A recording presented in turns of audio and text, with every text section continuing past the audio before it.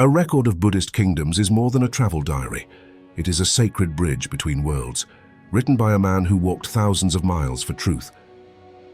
Its author, Fa Hien Faxian, a humble Chinese monk of the 5th century CE, set out on an impossible quest. He wasn't chasing power or riches, but the pure teachings of the Buddha, scattered and fading across distant lands.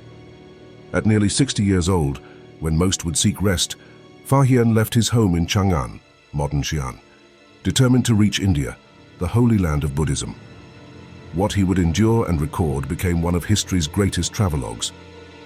Fa Hien's journey began around 309 CE, crossing through the fierce deserts of Gobi and the icy passes of the Pamirs, often with little food or water. He traveled on foot, guided only by faith and the sound of prayer. Many of his companions perished, but Fa Hien pressed on, believing that enlightenment was worth any hardship. When he finally reached India, it wasn't a land of mysticism or myth. It was a thriving civilization at its cultural and spiritual peak, ruled by the mighty Gupta Empire. In A Record of Buddhist Kingdoms, Fa Hien describes India not through the lens of a conqueror or a merchant, but as a pilgrim in awe. He writes of Pataliputra, modern Patna, the imperial capital, where justice was fair, hospitals cared for the sick, and monks studied in great monasteries. He was struck by the generosity of the people. They give freely to the monks, he noted, and by the deep peace that seemed to flow through Indian life. Cities like Kapilavastu, Kushinagar, and Lumbini moved him deeply, for these were the sacred sites tied to the Buddha's life, his birth, enlightenment, and nirvana.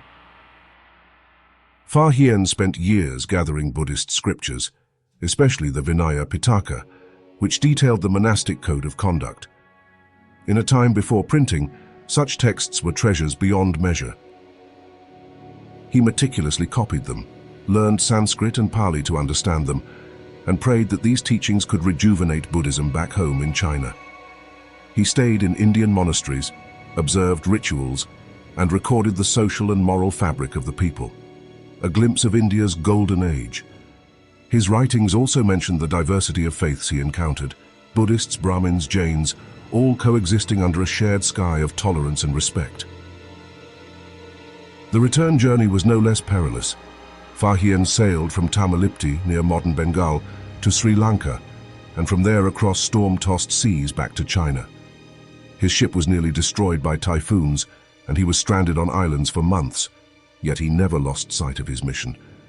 When he finally returned to China around 414 CE, aged and frail, he carried with him not gold or jewels, but sacred manuscripts and a vision of a world where wisdom transcended borders. Fa Hien's A Record of Buddhist Kingdoms remains one of the earliest and most accurate accounts of ancient India.